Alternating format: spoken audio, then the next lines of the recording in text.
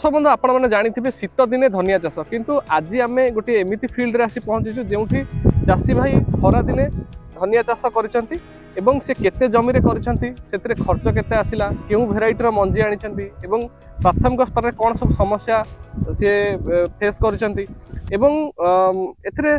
किपर सी दी पैसा रोजगार करेंगे केमती कौन लाभ एथरे अच्छी से संबंध में आज भिडियो जाना तेज जो चाषी भाई मैंने व्यूअर्स मैंने आम चैनल कृषक साथी ओडिशा को नुआ आम चैनल कृषक साथी ओडिशा को सब्सक्राइब करी पाखर थिया बेल आइकन दबाई दिंतु जहाँफल आमर प्रत्येक भिडियो नोटिफिकेशन आपण मान पाखे पहुँच पार। दर्शक बंधु कथार कहुए चाषी को केबे समय न थाए तो सबु बेले सी चाष क्षेत्र में कार्यरत रही था।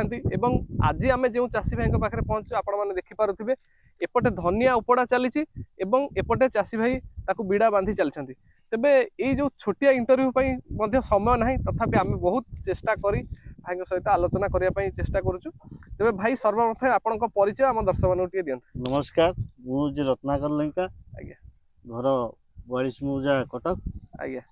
तो भाई ये जो खरा दिनिया धनिया चाष ये आइडियाटा आपण मन को किपरि आसिला? ये आइडियाटा प्रथम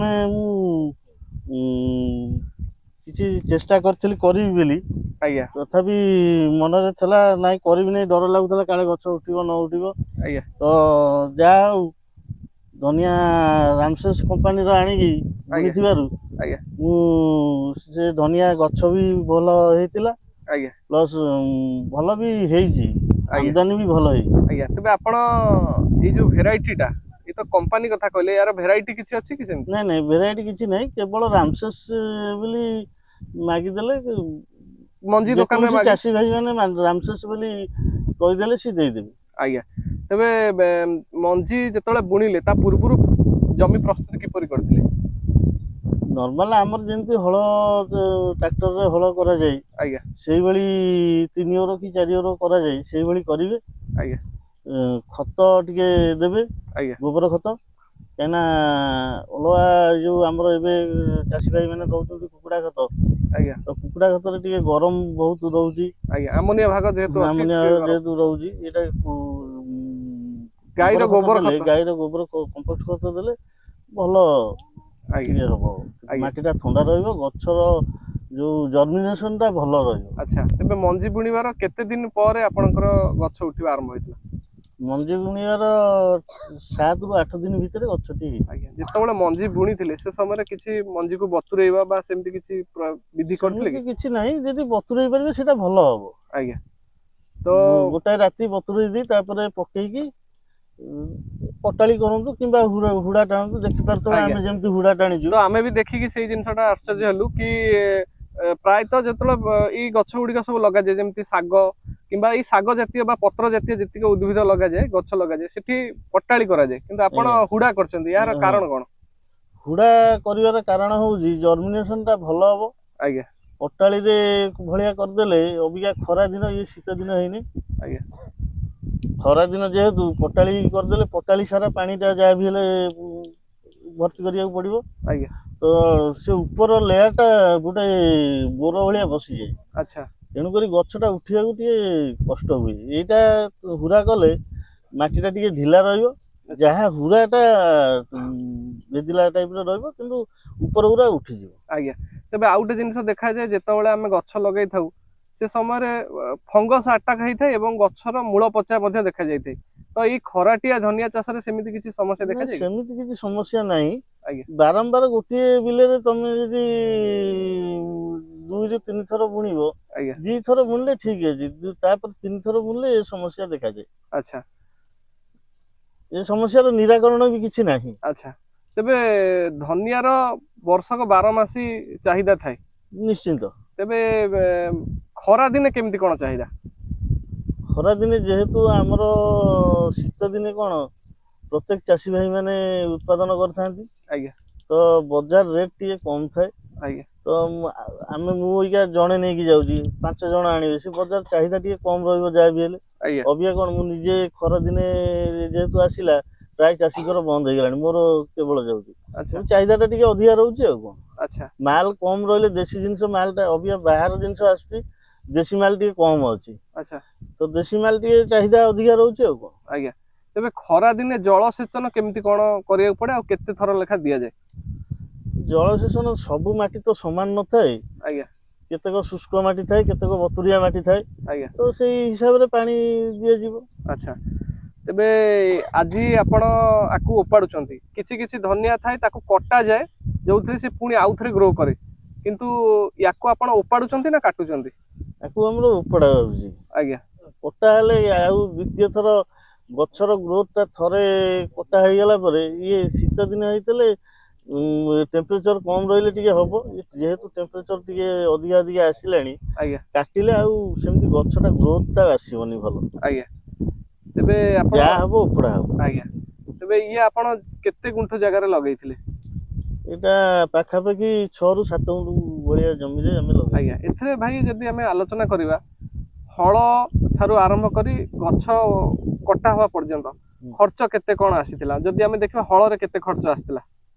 ହଳରେ ପ୍ରାୟତଃ 2 ରୁ 3 ହଜାର ଟଙ୍କା ଆସିବ। ଆଜ୍ଞା ଖତ 2,000, ଆଜ୍ଞା 2 ରୁ 2,500, ଆଉ ମଞ୍ଜି ସେଇ 1,500। ଆଜ୍ଞା ସାର ଆପଣଙ୍କ ଉପରେ ନିର୍ଭର କରେ, ଆପଣ ଯଦି ପକେଇ ପାରିବେ କୁଇଣ୍ଟାଲ ପକେଇ ପାରିବେ, ଆଜ୍ଞା 20 କିଲୋ ପକେଇ ପାରିବେ, ଯେହେତୁ ଖତଟା ସଫିସିଏଣ୍ଟ ଦିଆଯାଉଛି ଆଜ୍ଞା। ସାରର ସଂଖ୍ୟା କମ ଦେଲେ ବି ଚଳିବ। ଆଚ୍ଛା, ଇଏ ଏଇ 6 ଗୁଣ୍ଠର ହିସାବ ଆପଣ ଦଉଛନ୍ତି? ଆଜ୍ଞା। ଆଜ୍ଞା। ତାପରେ ବର୍ତ୍ତମାନ ପାଇଁ ଯେତିକି ଗଛ ତାପରେ ଲେବର କଷ୍ଟ ଯାହା ଲେବର ଲାଗିବ। କଷ୍ଟ, କାହିଁକି ନା ଆଉ ଗୋଟେ ଜିନିଷ ଏଇ ଗଛରେ ମାନଙ୍କର ଦେଖାଯାଏ, ପତ୍ର ଜାତୀୟ ଚାଷ ଯେତେବେଳେ ଆମେ କରିଥାଉ ସେ ସମୟରେ ଦେଖାଯାଏ ତା ଭିତରେ ଅନାବନା ଘାସ ସବୁ ଗ୍ରୋ କରିଯାଏ, ତ ଆଜ୍ଞା। ଆପଣ ତାକୁ କେମିତି କଣ ନିୟନ୍ତ୍ରଣ କରନ୍ତି? ତାକୁ ସିଏ ଗୋଟେ ଅଛି ଆମର କମ୍ପାନୀ ନାଁ ତ ମୁଁ କହିପାରିବି ନାହିଁ, ମନେ ଆଜ୍ଞା ନାହିଁ ଯେହେତୁ ଆଜ୍ଞା ପାଣ୍ଡିଆ ବୋଲି ଗୋଟେ ଘାସ ତେଲ ବୋଲି ଅଛି, ଆଜ୍ଞା ତାକୁ ବାଲିରେ ମିଶେଇ ତାର ଅଛି ପରିମାଣ, ଯେତେ ଗୁଣ୍ଠୁ ଚାଷୀ ଭାଇ ମାନେ କରିବେ, ମୁଁ ତ 6 ରୁ 7 ଗୁଣ୍ଠୁ କରିଛି, ଆଜ୍ଞା ଚାଷୀ ଭାଇ ମାନେ ଯଦି ମାଣ ସଂଖ୍ୟାରେ କରିବେ ଆଜ୍ଞା ତ ସେଇ ହିସାବରେ ପରିମାଣ ଦେଇକି ବାଲି ସହିତ ମିଶେଇକି ମାଇଲେ ସିଏ ଘାସ ନିୟନ୍ତ୍ରଣ ହେଇପାରିବ। ଆଜ୍ଞା। ତେବେ ଆମେ ଯଦି ଦେଖିବା ବର୍ତ୍ତମାନ ପାଇଁ କେତେ ଦିନ ଭିତରେ ଇଏ ପୁରା ରେଡି ହେଇଗଲା? ଆପଣଙ୍କ ଉପରେ ନିର୍ଭର କରେ, ଆପଣ ଯଦି ଚାହିଁବେ 35 ଦିନରେ କରିପାରିବେ, ଆଚ୍ଛା ଆପଣ ଯତ୍ନ ନେବାଟା ହେଲେ ମୂଳର କଥା। ଆଜ୍ଞା ଯତ୍ନ ଯଦି ନେଇକି କରିବେ ଠିକ 35 ରୁ 40 ଦିନ ଭିତରେ ହେଇଯିବ। ଆଚ୍ଛା, ମାନେ ରେଡି ହେଇକି ବାହାରିଯିବ। ରେଡି ହେଇକି ବାହାରିଯିବ। ଟୋଟାଲ ଯଦି ଆମେ ଖର୍ଚ୍ଚ ଦେଖିବା ଏଥିରେ 6 ଗୁଣ୍ଠରେ ପ୍ରାୟତଃ 8 ରୁ 9,000 ଟଙ୍କା। 9,000 ଟଙ୍କା 6 ଗୁଣ୍ଠରେ ଖର୍ଚ୍ଚ ଆସୁଛି। ତେବେ ଯଦି ପାଣି ଫାଣି ନେଇକି ଯଦି 10-12 ହଜାର ଟଙ୍କା ହେଇପାରେ। ଆଜ୍ଞା।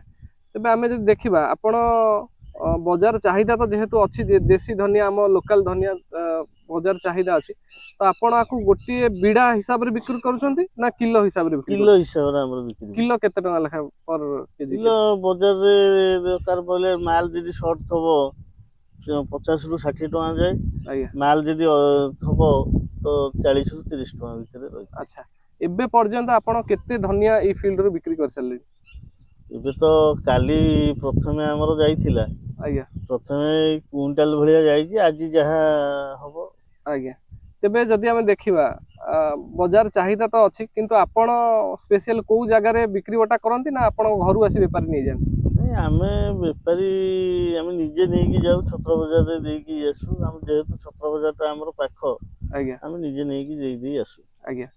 ତେବେ ଆଉ ଗୋଟେ କଥା ଆମେ ଭାଇ ସର୍ବଶେଷରେ ଜାଣିବା ପାଇଁ ଚାହିଁବୁ, ଖରାଟିଆ ଧନିଆ ଚାଷ ଏକ ଲାଭଦାୟକ ଚାଷ, କିନ୍ତୁ ନିଶ୍ଚିନ୍ତ ତାକୁ ଯଦି ଆମେ ଯତ୍ନର ସହକାରେ କରିବା, ସଠିକ ସମୟରେ ସଠିକ ପରିଚାଳନା କରିବା, ତାହେଲେ ଆମେ ଭଲ 2 ପଇସା ରୋଜଗାର କରିପାରିବା। ତେବେ ନିଶ୍ଚିନ୍ତ। ଆପଣ ଏଇ 6 ଗୁଣ୍ଠୁ ଜମିରେ 8 ରୁ 9,000 ଟଙ୍କା ଖର୍ଚ୍ଚ କରି କେତେ ଟଙ୍କା ଏଥିରୁ ଲାଭ କରିବାର ଆଶା କେତେ ଟଙ୍କା ରହିଛି? ଲାଭ ତ ସେମିତି ବଜାର ମାର୍କେଟ ଯଦି ଠିକ ଠାକ ରହିବ ଆଜ୍ଞା ତ ଲାଭ ତ 2 ଗୁଣା ହେଇପାରେ। ଆଜ୍ଞା ଯଦି ବଜାର ମାର୍କେଟ ଡାଉନ ରହିବ, ଦରକାର ପଇଲେ 1 ଗୁଣା ହେଇପାରେ, ଦରକାର ପଇଲେ 4 ଗୁଣା ବି ହେଇପାରେ। ଆଜ୍ଞା। ବଜାର ଉପରେ ନିର୍ଭର କରେ। ଭାଇ ଆମେ ଜାଣିବା ପାଇଁ ଚାହିଁବୁ, ଏଇ ଧନିଆ ଚାଷରେ କଣ ରୋଗ ପୋକ ଦେଖାଯାଏ? ରୋଗ ପୋକର ତ ସେମିତି କିଛି ଆବଶ୍ୟକତା ନଥାଏ, ହୁଁ, ତ ଏଇ ଉଡା ମାଛି, ଧଳା ମାଛି, ଏଇ ସବୁ ଜିନିଷର ଟିକେ ଦେଖାଯାଏ। ଆଜ୍ଞା ତ ପକେଇଦେଲେ ଭଲ, କାହିଁକି ନା ମୂଳ ପତ୍ର ଆଉ ପାଚିବ ନାହିଁ, କାଟିଲା ବେଳକୁ ହଇରାଣ ହେବେନି।